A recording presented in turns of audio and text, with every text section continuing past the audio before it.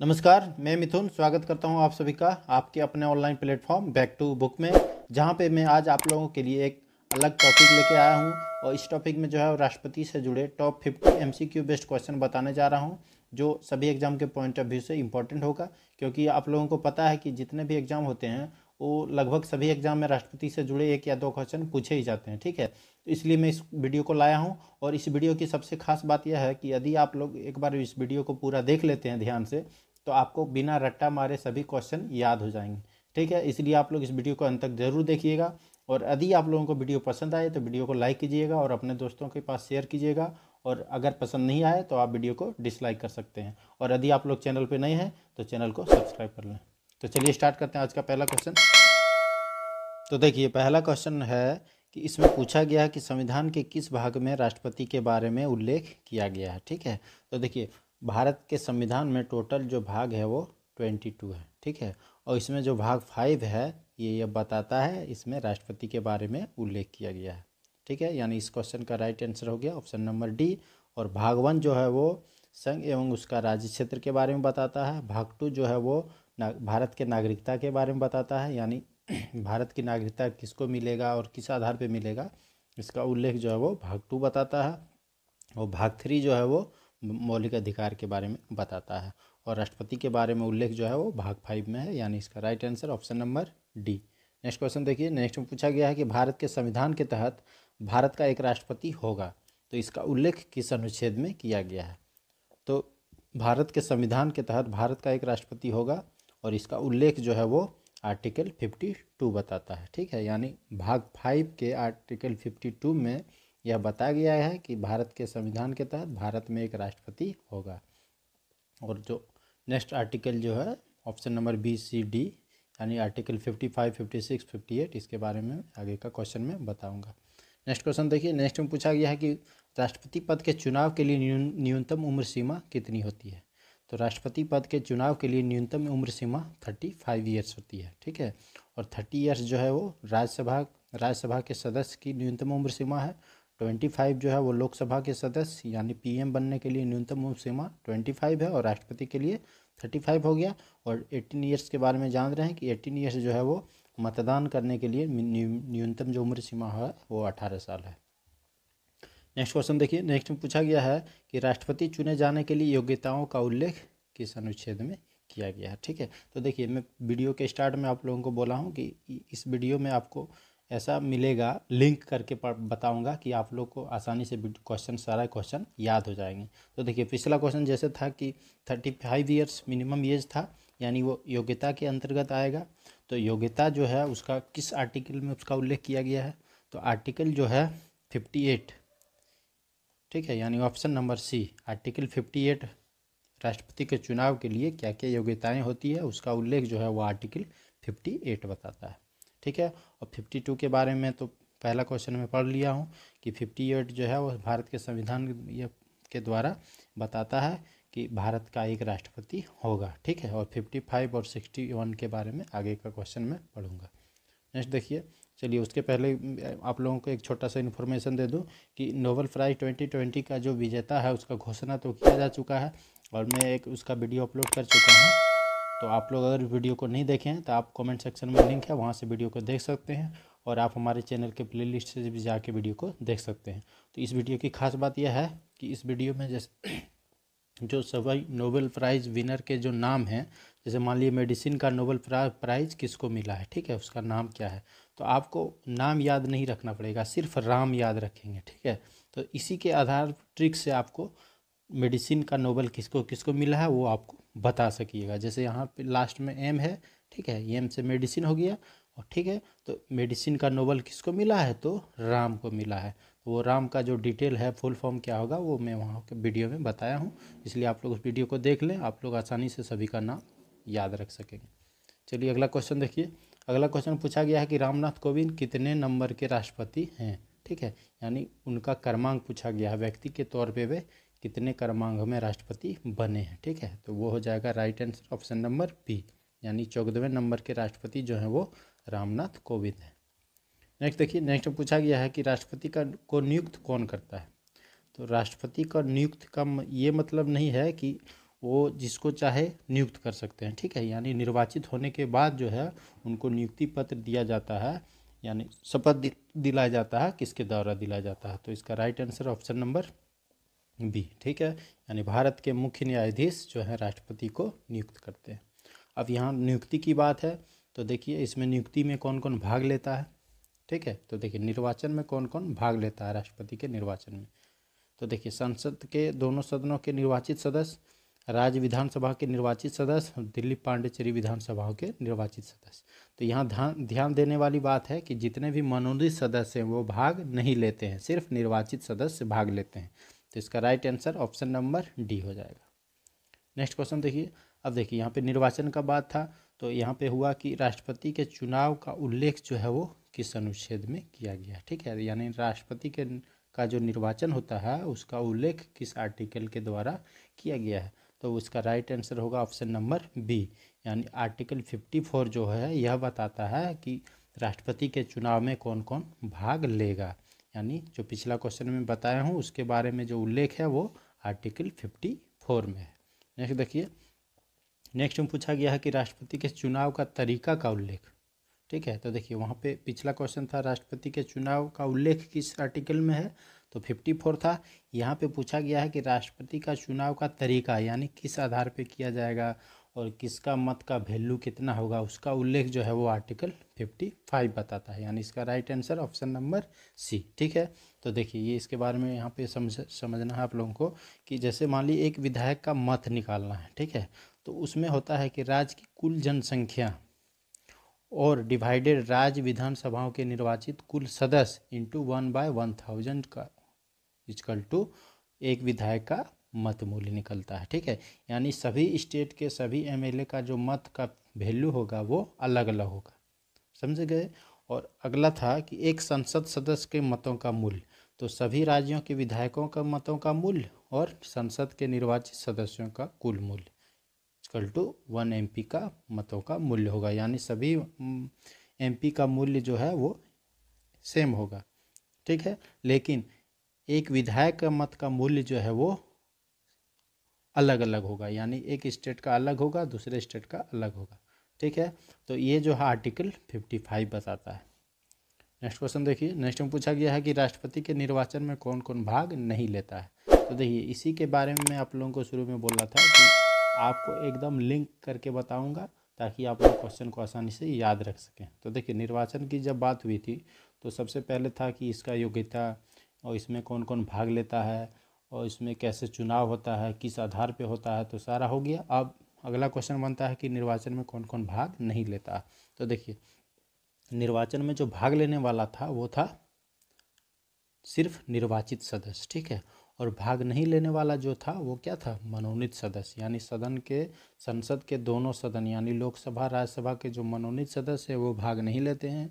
राज्य के विधानसभाओं का जो मनोनीत सदस्य वो भी भाग नहीं लेते हैं और दिल्ली पांडिचेरी विधानसभाओं के भी मनोनीत सदस्य भाग नहीं लेते हैं। यानी इस क्वेश्चन का राइट आंसर होगा option number D. Next question देखिए। नेक्स्ट में पूछा गया कि राष्ट्रपति चुनाव से संबंधित सभी विवादों की जांच व फैसले कौन करता है। तो देखिए अब चुनाव हो जाएगा, तो उसके बाद किसी किसी चुनाव में जैसे मान लीजिए कुछ विवाद हो गया, ठीक है, तो उसका जांच करने का अधिकार और उस पर फैसला सुनाने का अधिकार किसके पास है, संसद के पास, उपराष्ट्रपति के पास, प्रधानमंत्री के पास या सुप्रीम कोर्ट के पास। तो इसका राइट आंसर होगा ऑप्शन नंबर डी, यानी सुप्रीम कोर्ट के पास यह अधिकार होता है कि वो राष्ट्रपति के चुनाव में संबंधित जितने भी विवाद हो उसकी जांच करे और उसके बारे में फैसला दे, ठीक है। और ये जो फैसला दे देंगे वो अंतिम फैसला होगा। तो चलिए अब इसके बारे में पढ़ते हैं इसका आर्टिकल। तो राष्ट्रपति के चुनाव के संबंधित सभी मामलों का निपटारा जो है वो सुप्रीम कोर्ट करता है, वो हम लोग पढ़ चुके हैं। तो इसका उल्लेख जो है वो किस आर्टिकल में किया गया है ये हम लोगों को बताना है। तो इसका राइट आंसर होगा ऑप्शन नंबर डी, यानी आर्टिकल 71 बताता है कि सुप्रीम कोर्ट जो है वो राष्ट्रपति से संबंधित जितने भी विवाद हो चुनाव में उसका निपटारा और उस पर फैसला जो है वो सुप्रीम कोर्ट देगा, वो आर्टिकल 71 में। नेक्स्ट क्वेश्चन देखिए। नेक्स्ट में पूछा गया है कि राष्ट्रपति को पद की शपथ किसके द्वारा दिलाई जाती है। तो इसके बारे में मैं बता चुका हूँ कि भारत के मुख्य न्यायाधीश जो हैं वो राष्ट्रपति को शपथ दिलाते हैं, ठीक है। नेक्स्ट क्वेश्चन देखिए। नेक्स्ट में पूछा गया कि राष्ट्रपति द्वारा शपथ, देखिए अब शपथ की बात आई तो अब शपथ का उल्लेख किस आर्टिकल में किया गया है। ठीक है, तो मैं इसी के बारे में शुरू में वीडियो में बोला हूँ कि आप लोगों को एकदम ऐसा लिंक करके बताऊंगा कि आप लोग अगर एक बार ध्यान से वीडियो को पूरा देख लेते हैं तो ये आपको रट्टा मारने का ज़रूरत नहीं पड़ेगा। ठीक है, तो यदि आप लोगों को सही में लग रहा हो कि मैं समझाने में आप लोगों को कामयाब हो रहा हूँ तो आप कमेंट करके ज़रूर बताएं। तो इससे क्या होगा कि मैं आगे का भी जो वीडियो है वो आप लोगों को बताऊंगा। तो इसका जो राइट आंसर है हो जाएगा ऑप्शन नंबर डी, यानी आर्टिकल 60 जो है वो राष्ट्रपति के शपथ ग्रहण के बारे में बताता है। नेक्स्ट क्वेश्चन देखिए, नेक्स्ट में पूछा गया है कि राष्ट्रपति का कार्यकाल कितने वर्ष का होता है। ठीक है, तो देखिए फिर राष्ट्रपति का शुरू में चुनाव हुआ, फिर वो कौन भाग लेगा कौन नहीं लेगा, किस आधार पे होगा। ठीक है, ये हो गया, और कौन शपथ दिलाएगा, किस आधार पे शपथ होगा, सारा चीज़ होने के बाद अब कितना कार्यकाल कितना होगा। ठीक है, यानी एकदम शुरू से स्टार्ट करके आपको लास्ट तक बताऊंगा, एक भी क्वेश्चन इससे ज़्यादा आगे नहीं छूटने वाला है। तो राष्ट्रपति का कार्यकाल का जो कार्यकाल का कितने वर्ष का होता है, वो 5 वर्ष का होता है, यानी इसका राइट आंसर होगा ऑप्शन नंबर ये। ठीक है, तो देखिए राष्ट्रपति का कार्यकाल जो है वो 5 साल का होता है। ठीक है, लेकिन जब तक इनका उत्तराधिकारी पद को ग्रहण नहीं करे, यानी यदि 5 साल होने के बाद अगर राष्ट्रपति जो है इनका उत्तराधिकारी नहीं आए तो उसके बाद भी ये, उसके उपरांत तक भी ये राष्ट्रपति बने रहेंगे। ठीक है, अब इसका उल्लेख देखिए कि राष्ट्रपति का कार्यकाल जो का उल्लेख किस आर्टिकल में किया गया है। तो राष्ट्रपति जो है कितना दिन तक कार्य करेंगे, इनका कार्यकाल कितना होता है, और कार्यकाल पूरा होने के बाद यानी 5 साल पूरा होने के बाद वो कब तक राष्ट्रपति बने रह सकते हैं। तो इसका जो उल्लेख है वो आर्टिकल 59 में बताया गया है, यानी ऑप्शन नंबर डी इसका राइट आंसर होगा। नेक्स्ट क्वेश्चन देखिए, नेक्स्ट पूछा गया है कि राष्ट्रपति पर संविधान के उल्लंघन करने पर महाभियोग चलाकर हटाया जा सकता है, तो वो किसके द्वारा महाभियोग लगाया जाता है। ठीक है, तो देखिए ऑप्शन है प्रधानमंत्री, लोकसभा स्पीकर, संसद या सुप्रीम कोर्ट। तो इसका राइट आंसर होगा ऑप्शन नंबर सी, यानी राष्ट्रपति पर संविधान का उल्लंघन करने पर महाभियोग जो है वो संसद द्वारा चलाया जाता है, यानी इसका right answer option number C. Next question देखिए, नेक्स्ट में पूछा गया है कि राष्ट्रपति पर महाभियोग जो चलाया जाएगा उसका उल्लेख किस आर्टिकल में किया गया है, यानी किस आर्टिकल में यह बताया गया है कि राष्ट्रपति पर महाभियोग संसद द्वारा चलाया जाएगा। तो उसका राइट आंसर होगा ऑप्शन नंबर डी, यानी आर्टिकल 61 जो है वो राष्ट्रपति पर महाभियोग की प्रक्रिया के बारे में बताता है। नेक्स्ट क्वेश्चन देखिए, नेक्स्ट में पूछा गया है कि राष्ट्रपति के महाभियोग में कौन कौन भाग लेगा। ठीक है, तो देखिए दोनों सदनों के नामांकित सदस्य, विधानसभाओं के नामांकित सदस्य, दिल्ली पांडिचेरी के नामांकित सदस्य या उपयुक्त सभी। तो देखिए राष्ट्रपति के निर्वाचन में जो है वो दोनों सदन के निर्वाचित सदस्य, और विधानसभाओं के निर्वाचित और दिल्ली पांडिचेरी विधानसभा के निर्वाचित, यानी सिर्फ निर्वाचित सदस्य भाग लेते थे। ठीक है, लेकिन इसमें जो है महाभियोग में वो विधानसभाओं के ना तो निर्वाचित ना तो मनोनीत वो भाग नहीं लेते हैं, यानी इसमें जो सिर्फ है दोनों सदन यानी लोकसभा और राज्यसभा के निर्वाचित सदस्य और मनोनीत सदस्य यानी नामांकित सदस्य भाग लेते हैं। तो इसका राइट आंसर होगा ऑप्शन नंबर ए। नेक्स्ट देखिए, नेक्स्ट पूछा गया है कि कौन भाग महाभियोग में कौन भाग नहीं लेता है। ठीक है, तो देखिए कौन भाग लेता है, तो ऑप्शन ए नंबर जो था वो भाग लेता था, और बी सी सेम ऑप्शन है, तो बी सी जो है वो भाग नहीं लेता, यानी इसका राइट आंसर होगा ऑप्शन नंबर डी। नेक्स्ट देखिए, नेक्स्ट पूछा गया कि राष्ट्रपति का पद रिक्त होने पर कार्यवाहक राष्ट्रपति के रूप में कौन कार्य करता है। तो देखिए राष्ट्रपति का पद रिक्त हो जाए तो कार्यवाहक राष्ट्रपति के रूप में जो है वो उपराष्ट्रपति कार्य करते हैं, यानी इसका राइट आंसर होगा ऑप्शन नंबर सी। नेक्स्ट देखिए, अब नेक्स्ट में पूछा गया है कि उपराष्ट्रपति राष्ट्रपति का कार्यवाहक राष्ट्रपति के रूप में कार्य करते हैं तो किस आधार पे करते हैं, यानी किस आर्टिकल के आधार पे वो करते हैं, तो उसका उल्लेख किस आर्टिकल में किया गया है। तो इसका right answer option number D हो जाएगा, यानी आर्टिकल 65 के द्वारा उपराष्ट्रपति राष्ट्रपति के रूप में कार्यवाहक राष्ट्रपति के रूप में कार्य करते हैं। नेक्स्ट क्वेश्चन देखिए, नेक्स्ट में पूछा गया है कि राष्ट्रपति का पद रिक्त होने पर कार्यवाहक राष्ट्रपति के रूप में उपराष्ट्रपति कार्य करता है। इसके इतना यहाँ तक हम लोग पिछला क्वेश्चन पढ़ चुके हैं। आगे इसमें ऐड किया गया है कि यदि उपराष्ट्रपति का भी पद रिक्त हो जाए तब कार्यवाहक राष्ट्रपति के रूप में कौन कार्य करेगा। उस टाइम जो है भारत के मुख्य न्यायाधीश यानी CJI जो हैं वो कार्यवाहक राष्ट्रपति के रूप में कार्य करते हैं। ठीक है, नेक्स्ट क्वेश्चन देखिए। नेक्स्ट में पूछा गया है कि भारत के प्रथम मुख्य न्यायाधीश का नाम बताइए जिन्होंने कार्यवाहक राष्ट्रपति के रूप में कार्य किया था। तो इसका राइट आंसर हो जाएगा ऑप्शन नंबर सी, यानी जस्टिस एम हिदायतुल्लाह जो है वो प्रथम CJI हैं जो कार्यवाहक राष्ट्रपति के रूप में कार्य किए थे। ठीक है, तो देखिए ये जो है 69 में जब डॉक्टर जाकिर हुसैन का अपने कार्यकाल के दौरान उनका निधन हो गया तो उस टाइम तत्कालिक जो उपराष्ट्रपति थे वो VV गिरी थे। ठीक है, तो वो कार्यवाहक राष्ट्रपति के रूप में कार्य किए, लेकिन जब उपराष्ट्रपति VV गिरी जो है राष्ट्रपति चुनाव में भाग लेने के लिए उनको त्यागपत्र देना पड़ा, तो उस टाइम पहली बार CJI एम हिदायतुल्लाह जो है वो कार्यवाहक राष्ट्रपति के रूप में कार्य किए। ठीक है, नेक्स्ट क्वेश्चन देखिए। नेक्स्ट में पूछा गया है कि राष्ट्रपति का पद रिक्त होने की तिथि से कितने महीने के भीतर चुनाव कराना चाहिए। ठीक है, तो देखिए मान लो राष्ट्रपति का पद रिक्त हो गया तो उसका कार्यवाहक कौन कौन होगा ये हम लोग बता चुके हैं। अब अगला क्वेश्चन क्या बनता है उसके बाद कि अगर राष्ट्रपति का पद रिक्त हो गया तो कितना दिन तक रिक्त रहेगा। ठीक है, ये बताना है। तो वो right answer option number D, यानी 6 महीना से ज़्यादा नहीं हो सकता, यानी 6 महीने के अंदर आपको चुनाव कराना पड़ेगा। तो अब देखिए अब इसका उल्लेख किस आर्टिकल में है ये पढ़ेंगे। तो देखिए राष्ट्रपति पद की रिक्त को पूर्ति के लिए चुनाव कराने का जो टाइम होता है जो हम 6 महीना पढ़े पिछला क्वेश्चन में, तो वो किस आर्टिकल में उसके बारे में उल्लेख किया गया है। तो इसका राइट आंसर जो है वो हो जाएगा ऑप्शन नंबर सी, यानी आर्टिकल 62 जो है वो यह बताता है कि राष्ट्रपति का जो है चुनाव कितने दिनों के अंदर हो जाना चाहिए। नेक्स्ट क्वेश्चन देखिए। नेक्स्ट में पूछा गया है कि प्रथम राष्ट्रपति का नाम बताइए जिनका निधन उनके कार्यकाल के दौरान हुई थी। तो मैं इसके बारे में बता चुका हूँ, डॉक्टर जाकिर हुसैन 1969 में इनकी निधन उनके कार्यकाल के दौरान हुई। फिर VV गिरी उपराष्ट्रपति जो थे वो बने कार्यवाहक राष्ट्रपति, और जब वो चुनाव में भाग लेने गए और त्यागपत्र देना पड़ा तो प्रथम CJI जो है एम हिदायतुल्लाह वो कार्यवाहक राष्ट्रपति के रूप में कार्य किए। नेक्स्ट देखिए। नेक्स्ट में पूछा गया है भारत के प्रथम राष्ट्रपति कौन थे जिनका निर्वाचन निर्विरोध हुआ था।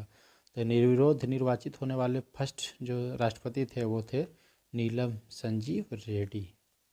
नेक्स्ट क्वेश्चन देखिए। नेक्स्ट में पूछा गया कि भारत में एक व्यक्ति कितने बार राष्ट्रपति पद पर निर्वाचित हो सकते हैं। तो इस भारत में जो है इसकी कोई सीमा नहीं है, यानी इसका राइट आंसर होगा ऑप्शन नंबर डी, यानी एक व्यक्ति जितनी बार चाहे राष्ट्रपति पद पर निर्वाचित हो सकते हैं। जबकि अमेरिका में जो है एक व्यक्ति सिर्फ 2 ही बार राष्ट्रपति पद पर निर्वाचित हो सकते हैं। नेक्स्ट क्वेश्चन देखिए। नेक्स्ट में पूछा गया है कि राष्ट्रपति का वेतन कितना होता है।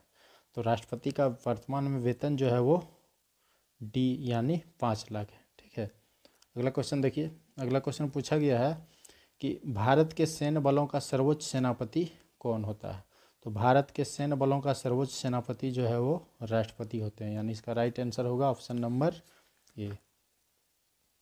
नेक्स्ट क्वेश्चन देखिए। नेक्स्ट में पूछा गया है कि भारत राज्य का प्रमुख कौन होता है। ठीक है, तो भारत राज्य का प्रमुख जो है वो राष्ट्रपति होते हैं, यानी इसका राइट आंसर होगा ऑप्शन नंबर बी। ठीक है, नेक्स्ट देखिए। नेक्स्ट में पूछा गया है कि राष्ट्रीय आपातकाल किस अनुच्छेद द्वारा लागू किया जाता है। तो राष्ट्रीय आपातकाल जो है वो आर्टिकल 352 यानी 352 के द्वारा राष्ट्रीय आपातकाल लगाया जाता है। ठीक है, और ये पहली बार जो है वो इंदिरा गांधी सरकार द्वारा लगाया गया था। नेक्स्ट क्वेश्चन देखिए। नेक्स्ट में पूछा गया है वित्तीय आपातकाल किस अनुच्छेद द्वारा लागू किया जाता है।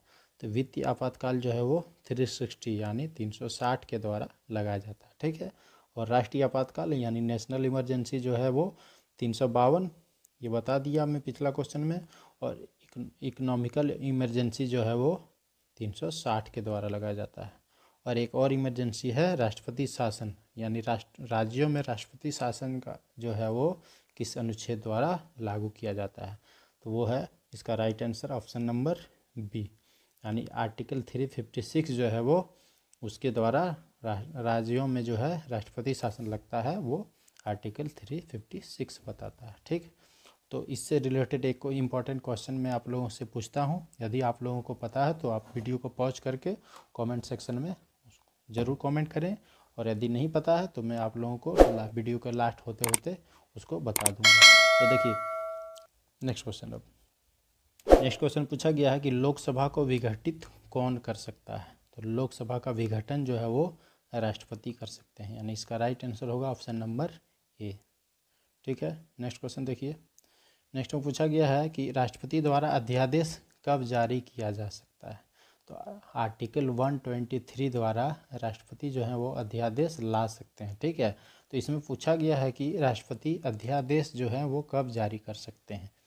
जब दोनों सदन सत्र चल रहा हो, यानी लोकसभा का भी सत्र चल रहा हो और राज्यसभा के भी सत्र चल रहा हो, या जब दोनों अथवा किसी एक सदन का सत्र न चल रहा हो।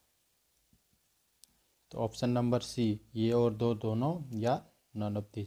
तो इसका राइट आंसर है ऑप्शन नंबर बी, यानी जब दोनों सदन यानी राज्यसभा और लोकसभा का सत्र नहीं चल रहा हो, या कम से कम एक सदन का सत्र न चल रहा हो, राष्ट्रपति तब अध्यादेश ला सकते हैं। और जब दोनों सदन चलता है तो राष्ट्रपति अध्यादेश नहीं ला सकते हैं। तो देखिए, अब अध्यादेश की बात हुई, तो अध्यादेश जो है वो किस आर्टिकल के द्वारा होता है। तो राष्ट्रपति जो अध्यादेश जारी करते हैं तो इसकी शक्ति का जो उल्लेख है वो किस आर्टिकल में किया गया है। तो आर्टिकल 123, यानी आर्टिकल 123 द्वारा राष्ट्रपति अध्यादेश लाते हैं। और अध्यादेश जब लाते हैं तो टाइम कैसा होना चाहिए, मतलब सत्र कौन सा सत्र चलना चाहिए या नहीं चलना चाहिए, तो उसके बारे में पिछला क्वेश्चन में बता चुका हूँ।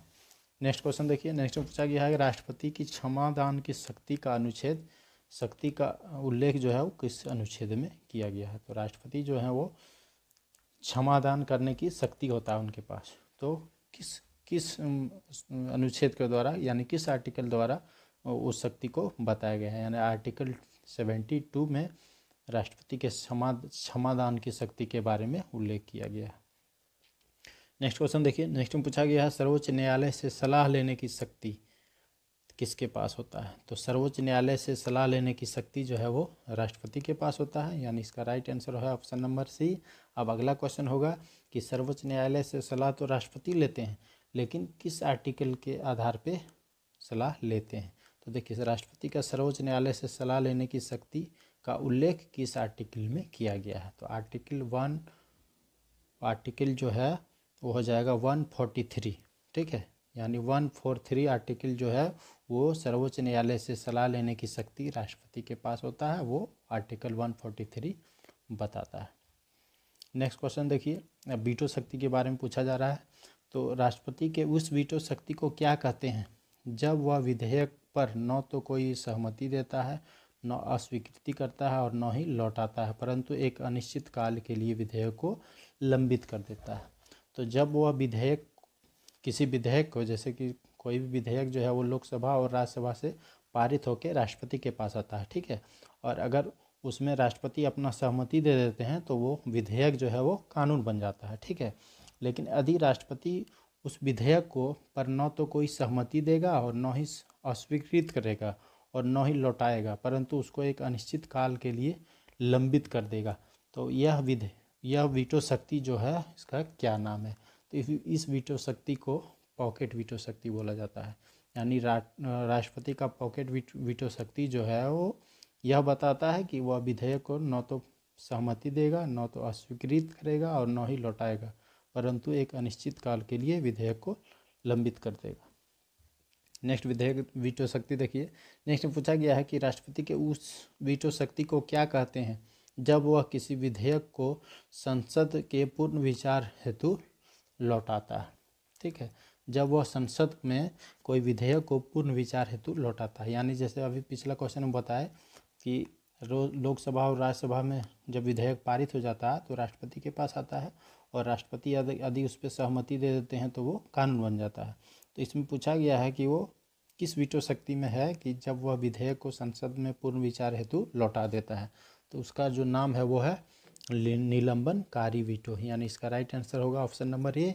और इस वीटो में बताया गया है कि यदि संसद द्वारा फिर से बिना कोई संशोधन किए, ठीक है, उस विधेयक को पुनः राष्ट्रपति के पास भेज देता है तो इस बार जो है राष्ट्रपति जो है उसको अस्वीकृत या लौटा नहीं सकता है।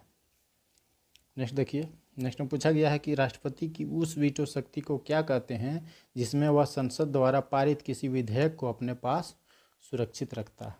तो जब वह राष्ट्रपति द्वारा विधेयक संसद द्वारा पारित विधेयक को जब राष्ट्रपति अपने पास सुरक्षित रखते हैं तो उसको जो है अत्यंतिक वीटो कहते हैं। यानी इसका राइट आंसर होगा option number C, pocket veto. और निलंबनकारी वीटो के बारे में पढ़ चुके हैं और इस क्वेश्चन में अत्यंतिक वीटो था। ठीक है, तो ये जो है राष्ट्रपति के पास 3 वीटो पावर होता है, आप लोगों को याद रखना, ये एग्जाम में पूछा जाता है। अब देखिए, सबसे पहले राष्ट्रपति शासन किस राज्य में लगाया गया था। तो मैं इसके बारे में पीछे क्वेश्चन पूछा था, यदि आप लोग नहीं बता पाए तो देखिए, सबसे पहले जो है वो पंजाब में राष्ट्रपति शासन लगा था और ये 1951 में लगा था। ठीक है, नेक्स्ट क्वेश्चन देखिए। नेक्स्ट में पूछा गया है कि सबसे अधिक बार राष्ट्रपति शासन किस राज्य में लगाया गया है। तो सबसे अधिक बार राष्ट्रपति शासन मिजोरम और उत्तर प्रदेश, यानी इसका राइट आंसर होगा ऑप्शन नंबर डी। दोनों में अभी तक 10-10 बार राष्ट्रपति शासन लग चुका है। तो पिछला क्वेश्चन हम लोग पढ़े हैं कि राज्य में जो राष्ट्रपति शासन लगता है वो किस आर्टिकल के आधार पर लगता है, यानी 356 के आधार पे जो है वो 10-10 बार राष्ट्रपति शासन मिजोरम में और उत्तर प्रदेश में लग चुका है, जो कि सबसे अधिक बार है। नेक्स्ट क्वेश्चन देखिए। नेक्स्ट में पूछा गया है कि प्रथम महिला राष्ट्रपति कौन है। तो मीरा कुमार जो है वो प्रथम लोकसभा अध्यक्ष थे, सरोजनी नायडू प्रथम राज्यपाल थे, महिला राज्यपाल और महिला लोकसभा अध्यक्ष, और प्रतिभा पाटिल जो है वो प्रथम महिला राष्ट्रपति थी। नेक्स्ट क्वेश्चन देखिए। नेक्स्ट में पूछा गया है संसद के संयुक्त अधिवेशन को कौन बुला सकता है। तो संसद के संयुक्त अधिवेशन को राष्ट्रपति बुला सकता है, यानी इसका राइट आंसर होगा option number C. Next question देखिए। नेक्स्ट क्वेश्चन में पूछा गया है कि प्रत्येक नए चुनाव के बाद प्रत्येक वर्ष संसद के प्रथम अधिवेशन को कौन संबोधित करता है। तो प्रत्येक नए चुनाव के बाद प्रत्येक वर्ष संसद के प्रथम अधिवेशन को राष्ट्रपति संबोधित करता है, यानी इसका राइट आंसर होगा option number D. Next question पर देखिए। नेक्स्ट पूछा गया है केंद्रीय बजट को संसद के समक्ष कौन रखता है। तो केंद्रीय बजट को संसद के समक्ष राष्ट्रपति रखते हैं, यानी इसका राइट आंसर होगा ऑप्शन नंबर बी। नेक्स्ट देखिए। नेक्स्ट पूछा गया है कि अंतर्राष्ट्रीय संधि और समझौते किसके नाम पे किया जाता है। तो अंतर्राष्ट्रीय संधि और समझौते जो है वो राष्ट्रपति के नाम पे होता है, यानी इसका राइट आंसर होगा ऑप्शन नंबर डी। ठीक है, नेक्स्ट देखिए। नेक्स्ट में पूछा गया है कि राष्ट्रपति भवन का निर्माण कब हुआ।